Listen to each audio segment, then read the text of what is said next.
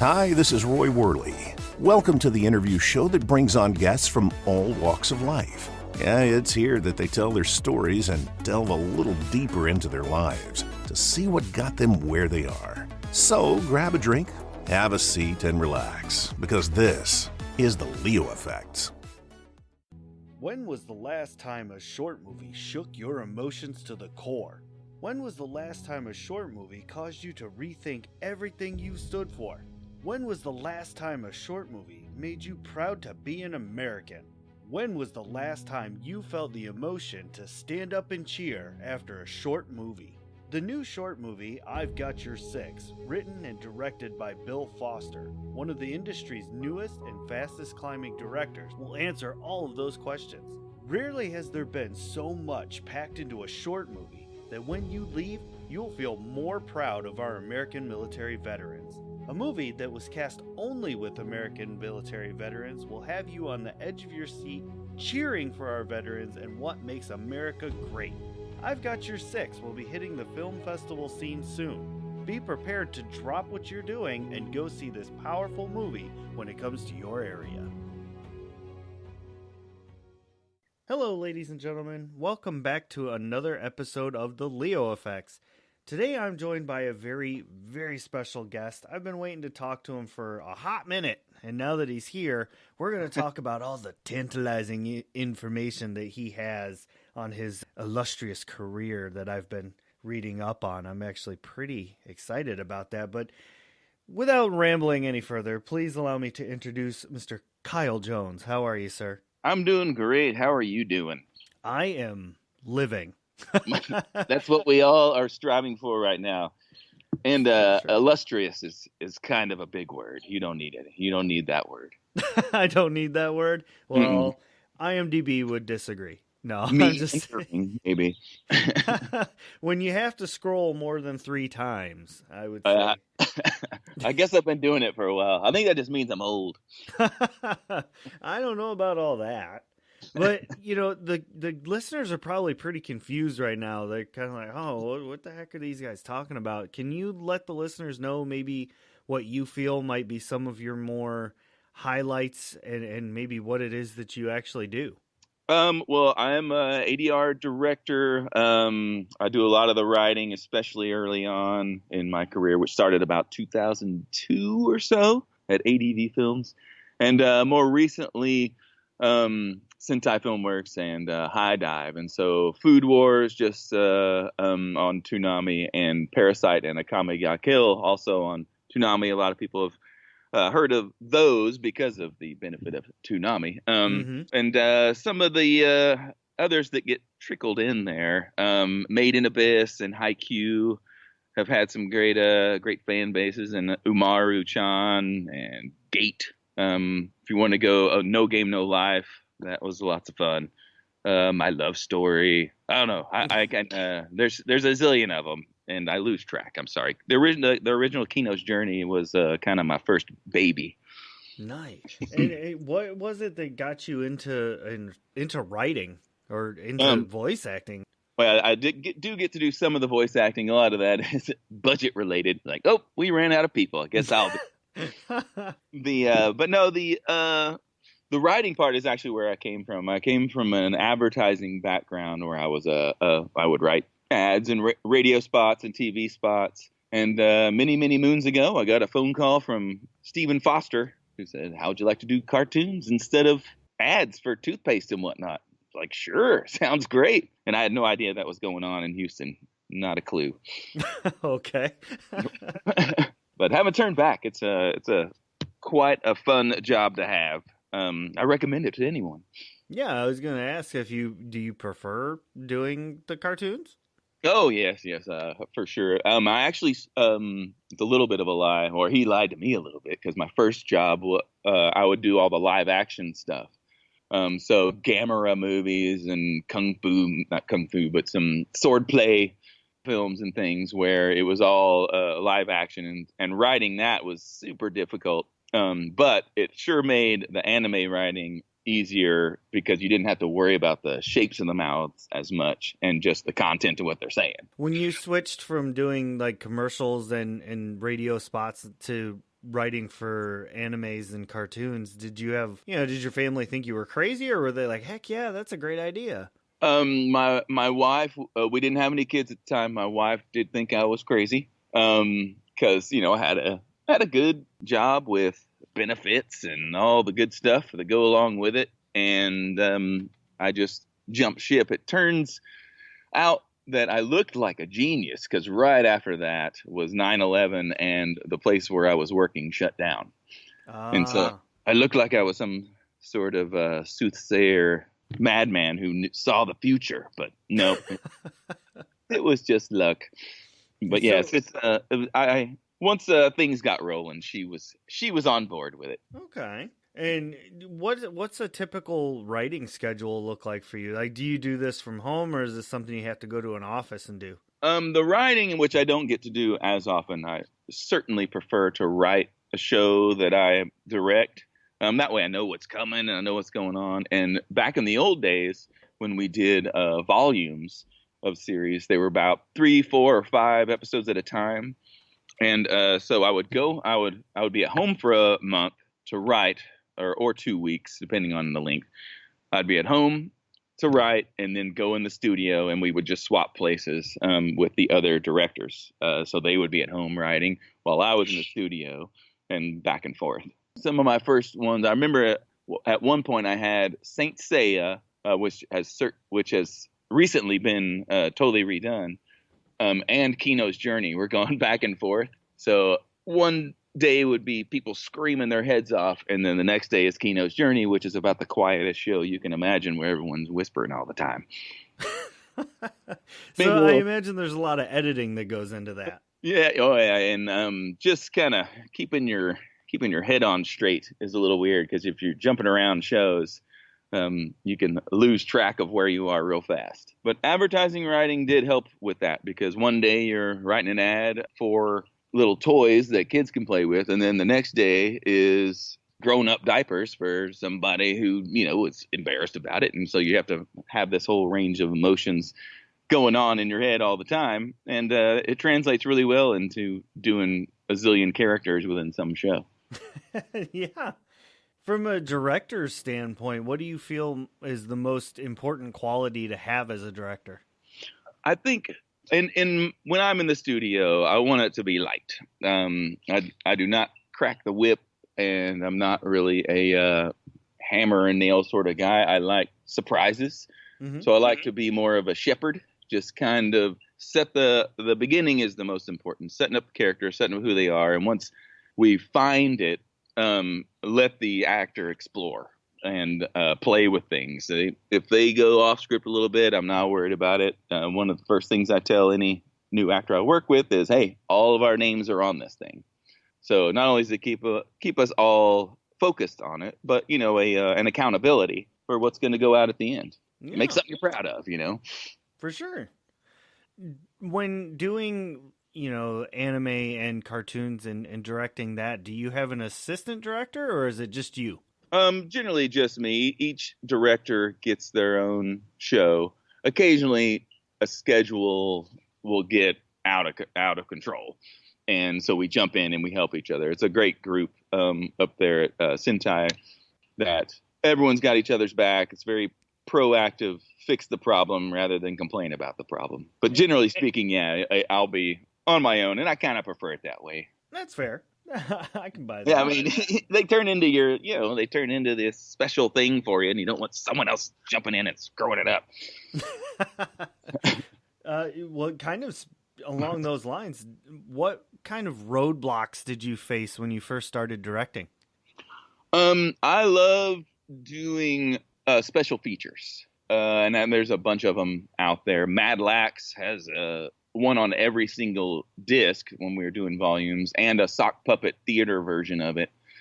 And I loved doing all of those. Just doing little stuff. We go in on weekends or just use our extra time to fill it.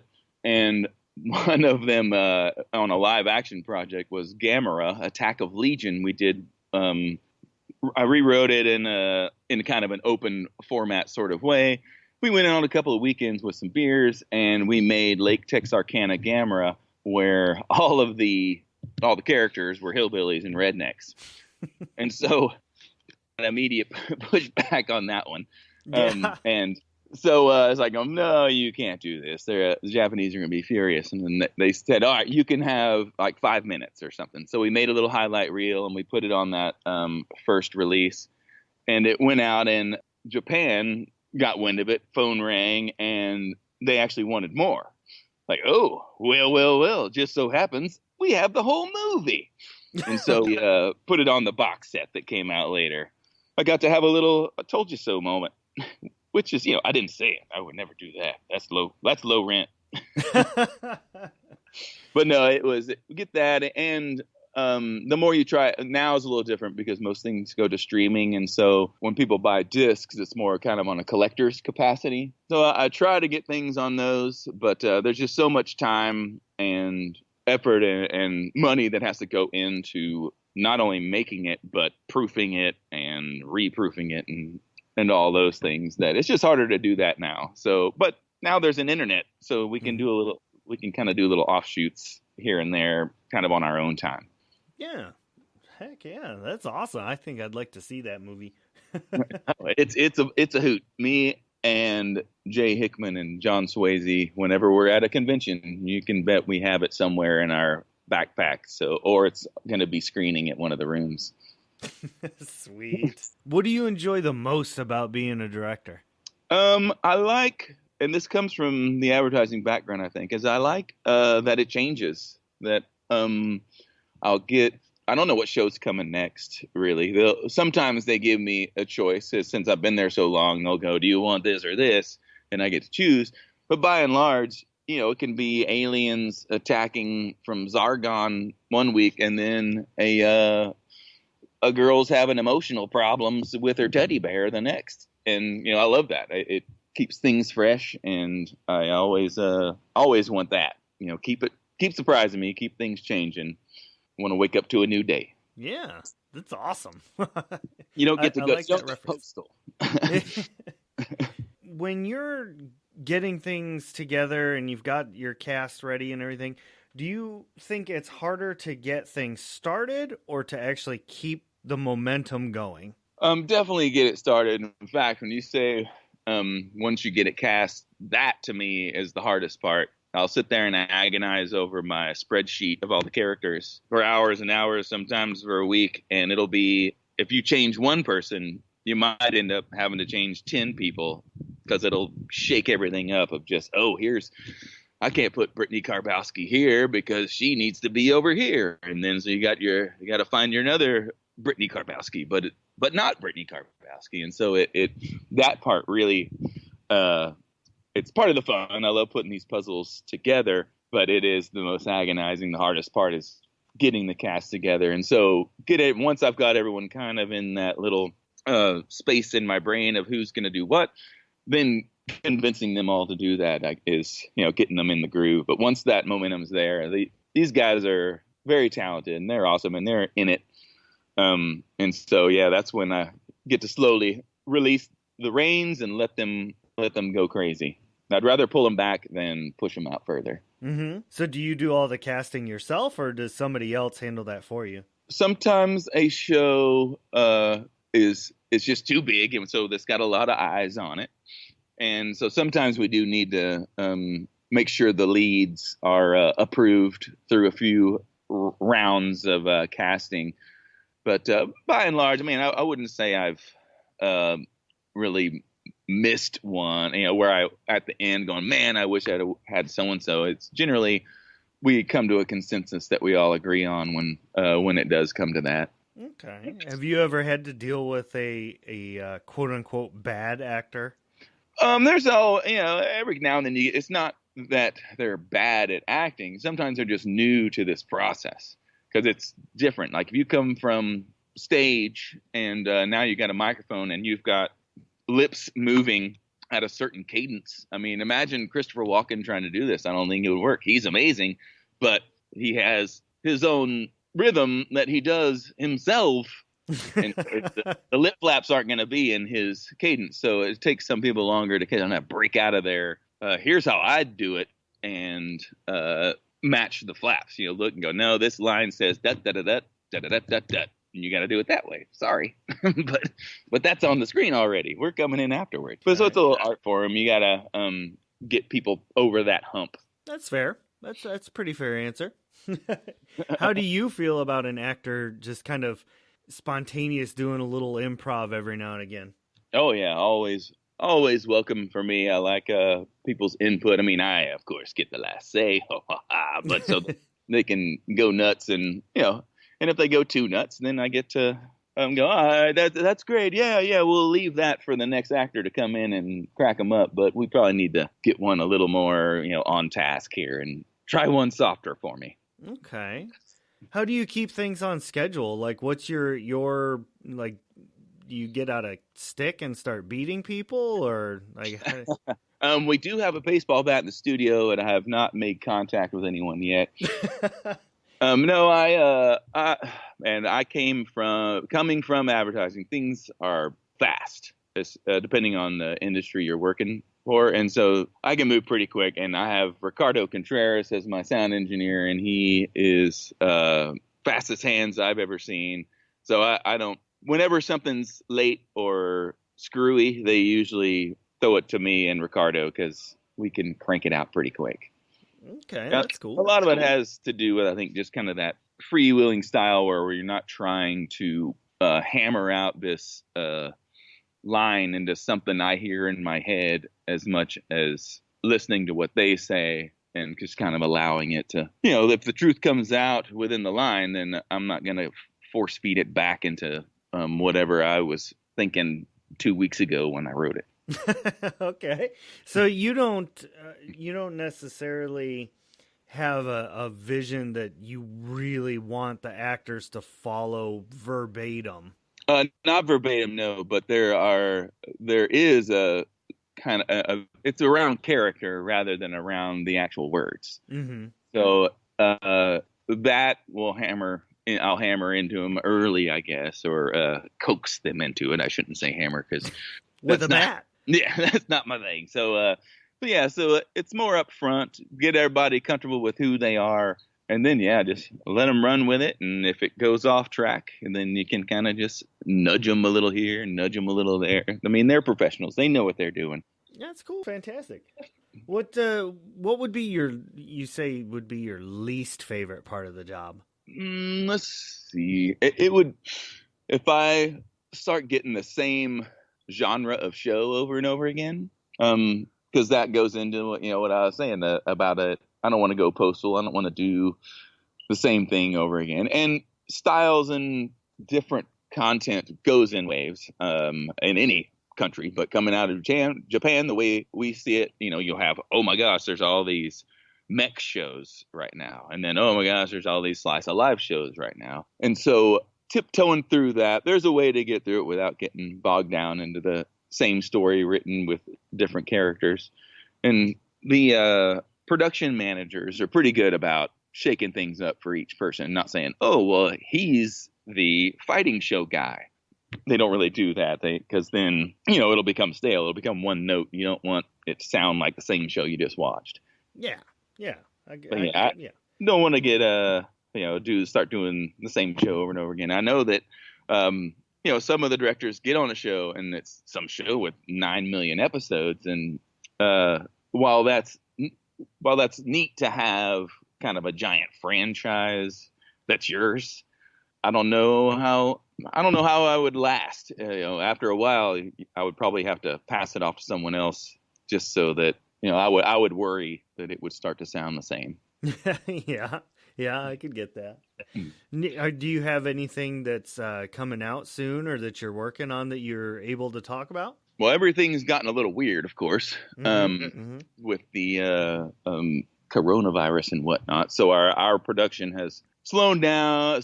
It's gotten into a different mode. Things are still being created for everyone to know that it's still happening. It's just happening a little slower for safety reasons. We were supposed to have the big Made in Abyss movie come out with a premiere that now we all have to wait for that. Sorry. But it's a trip, and if anyone who's seen that initial season or the two movies that kind of summed up the two seasons, they're not gonna let you off the hook in the next one. Gotcha. It's such a great show. It's gorgeous, and I got to meet the guy who did the music at one of the conventions, and he was fantastic. And it was one of those shows where the music really does stand out, and you notice it, and you go, "Ooh, hey, who did that?" Yeah, because it's has its own flavor to it. Yeah. What advice would you have for somebody who's kind of cutting their teeth on becoming a director? A director of anime and voice, or just a director of any sort of entertainment? I mean, I would honestly say more of anime and voice. Okay. Well, I think it goes to trusting your actors, trust your decisions and who you picked as well. The more you second guess yourself, the more you'll drive yourself crazy. I would say to just keep an open mind without questioning yourself. I don't know if that makes any sense. It may sound counterintuitive, but that's kind of where I live. It's right there in between knowing what I'm doing and hoping the other guy knows a little more. I like surrounding myself with people who are better than me at things. Like Ricardo, I could never be a sound engineer like Ricardo, and then put Lucy Christian in the booth. I can't do what she does, and so some of it is just enjoy the show while you're in there. Mm-hmm. You're getting to watch Lucy Christian perform and Ricardo over here work his magistry, and just have a good time. That's one thing I've always told the actors as well and the sound engineers. Just if you were having fun, it'll translate in the final product at the end. Absolutely. I love that advice. Don't worry so much. Let it happen. Yeah, right? Best advice ever right there. Speaking of worry and things like that, what do you do after a long day and you just kind of got home and you're de-stressing? Like, what kind of hobbies do you do? Well, I'm a movie buff, and I love watching movies, and so I'll usually find something to watch that has a rhythm to it. Coen Brothers is my go-to. They have a zillion movies, and they're all great, but they have this kind of roll to them that is soothing for me. I also have a swing I'm in my backyard right now. I have a swing in my backyard, and I like to just sit out in the backyard and listen to the frogs and crickets and stuff. That's awesome. There's nothing more detoxing than that. Oh yes, absolutely. Do you have like a favorite like go-to snack or food that you go when you're watching these movies and hanging out in the backyard? I'm not super snacky, but here in quarantine, I have found a few things that my kids nor my wife are interested in. One would be, and I can't believe this, is the Little Debbie oatmeal cream pie. Oh. I put that in the cupboard. No one ate them, so they're all mine. And when it comes to salty, I like cheese. I like little snacking on some. Go to that little section in your grocery store where it's the extra bits they've cut off in that cheese your deli and cheese section. Mm-hmm. Usually have a little basket, at least in my Kroger they do, where it's just kind of the ends. Like they've cut off all these things that weigh perfectly, but they've got leftover chunks. And they wrap those up and throw them into kind of the bargain bin. And it's a good way to experiment on all these different little weird cheeses I've never heard of, and just nibble on those with a cracker or two. Right on. That does sound pretty good. And beer. I like beer. Ah, yes. So you seem like such a calm and just go with the flow kind of guy. I'm wondering, do you have any like pet peeves or things that just irritate you? Don't like jerks. Well,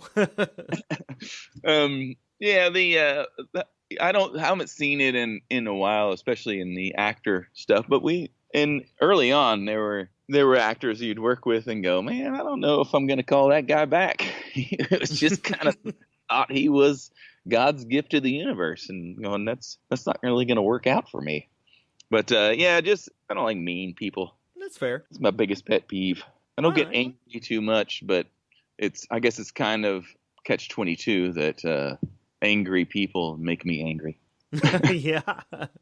A while back, you had mentioned about whenever you guys are at conventions that you probably have that movie on hand. So I kind of want to Yes. ask about like a convention. Have you ever had anybody come up dressed as one of the characters that you voiced? That I've voiced, no. I'm usually side characters. Every now and then I've done a little bit larger role, but by and large they are small one-liners, which I cherish. Those sort of situations. Mm-hmm. Akame got killed. There was some froggy gangster guy. He only had one line. He came out of the bathroom and he said, "Ooh, that bathroom will never be the same." then he gets stabbed and murdered. So it was over. But all you got. But taking a one-liner and making something out of it's great. I guess the most excited I ever got when I saw a cosplayer, because I love the cosplaying stuff. It's one of my favorite parts about going to the conventions. These costumes people are coming up with are outrageous, and they keep getting more so. Just the intensity and the amount of work that goes into these things. Mm-hmm. But someone came up, and this was a while back. So Kino's journey that I worked on was like 2002, 2003 or something, and it was almost 10 years later, before they did the reboot, and then someone comes walking up as Kino, and I freaked out because it's kind of a weird under the radar sort of strange show that and it doesn't have that outlandish dress up like me sort of calling, and but someone did, and I freaked out, and I think I freaked her out too. Everybody, cosplaying and going as your favorite character and thing. I remember at one point in time it was called LARPing, and people kind of frowned on it. Lightning bolt. Well, with these last couple of minutes, I kind of want to open it up if you really want to. I mean, Nothing saying you have to, but if you'd like to tell the listeners what your different social medias are so they can follow along. Okay, I'm on Twitter as Kyle Colby. I think I'm the same thing on Instagram at Kyle Colby. That one's less anime and more. I do a lot of photography and stuff like that on the side, and so that one does some of that. There's also KyleColby.com, which is all photography, and if you're a fan of voice actors, I did a series for a while called Actors and Their Faces. And it's just after each session, I would tell the voice actor, "Hang on, you got a couple of minutes," and I would set my lights up and just take pictures of them. I'd throw an emotion at them, and they would throw it back at me, and I would take their picture. So there's some fun ones there. And Facebook, I keep really more for the family stuff, sharing kid pics and whatnot. Right. Those are my main ones. Twitter is where I live for anime primarily. So if anyone has any questions or wants to throw tomatoes at me, that's the place. All right, then. I appreciate that. And I appreciate you coming on the show and talking to me today. I've had a lot of fun listening to your stories. You're a pretty cool dude. Well, thank you. And so are you. And it's a pleasure. I will do it anytime. Awesome. And thank you to all the listeners who tuned in to check this show out. And we really, really hope you follow along on Kyle's social medias, because he's always up to something. I'm a follower, and I've never been disappointed. So definitely go click the likes and the bells and all that good junk. Yeah. But until next time, we'll see you all later. Stay safe, everybody. Wear a mask. Oh, now that was an awesome interview.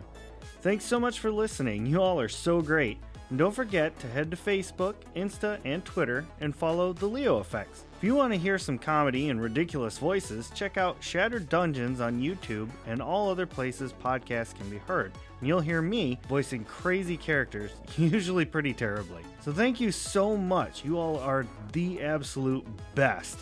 And we will see you all on the next episode.